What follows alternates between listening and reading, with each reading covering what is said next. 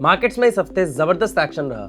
Budget Sunday को आया, trade deal की बड़ी न्यूज आई, आरबीआई का पॉलिसी डिसीजन हुआ और इन सब के बीच निफ्टी में रही जबरदस्त वॉलेटिलिटी। तो इस वीक के सबसे इंपॉर्टेंट मार्केट अपडेट्स, की नंबर्स और इम्पैक्ट को सिर्फ 2 मिनट में समझने के लिए लेट्स गेट स्टार्टेड। बजट का फोकस था इकोनॉमिक स्टेबिलिटी और लॉन्ग टर्म ग्रोथ, जिसमें फिस्कल डेफिसिट टारगेट 4.3% रखा गया for FY27। Public infrastructure capex रखा गया ₹12.2 लाख करोड़, जिससे इफेक्टिव कैपेक्स 17.15 लाख करोड़ तक पहुंच गया। इसी के बीच डिफेंस एलोकेशन 7.85 लाख करोड़ कर दिया गया। टैक्स फ्रंट पर बड़ा रिलीफ मिला।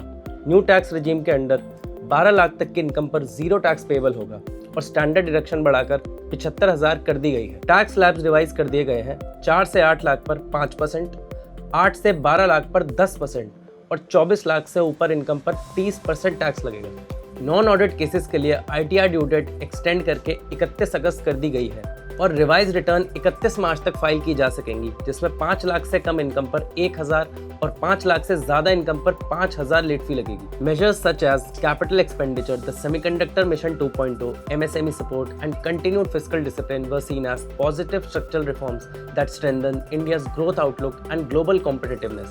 लेकिन मार्केट सेंटिमेंट को बड़ा झटका लगा STT हाइक से, जहां फ्यूचर्स पर STT 0.02% से बढ़ाकर 0.05 और ऑप्शंस पर 0.1 से बढ़ाकर 0.15 कर दिया गया, जिसके चलते ट्रेडर्स ने हेवी सेलिंग करी और निफ्टी नियरली 2% गिरकर 24,900 के नीचे क्लोज हुआ। ऑटो सेक्टर से पॉजिटिव डेटा आया, जहां मारुति सुजुकी ने जनवरी में 1,74,529 यूनिट डिस्पैच की और यूटिलिटी व्हीकल सेल्स जंप करके 75,609 यूनिट्स हो गई पिछले साल के 65,093 से, जो क्लियरली दिखाता है SUVs की स्ट्रॉन्ग डिमांड को। ग्लोबल फ्रंट पर एक बड़ी डेवलपमेंट, जहां इंडिया और US मार्च में फॉर्मल डील साइन करने जा रहे हैं, जिसके तहत US टैरिफ्स इंडियन एक्सपोर्ट्स पर 50% से घटाकर 18% करेगा और इंडिया अगले 5 सालों में $500 बिलियन के US गुड्स खरीदेगा, जिसमें 70-80 बिलियन के बोइंग एयरक्राफ्ट, एनर्जी, सेमीकंडक्टर्स और डिफेंस इक्विपमेंट शामिल है।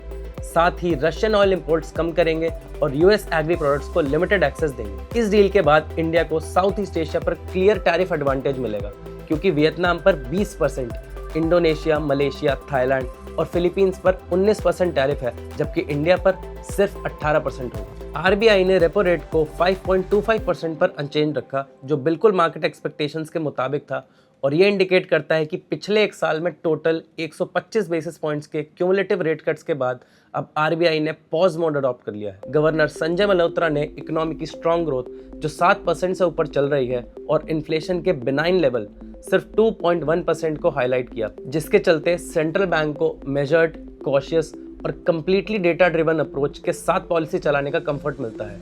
Overall long term growth outlook strong है, driven by policy reforms, infra push, global trade opportunities और मॉनेटरी स्टेबिलिटी।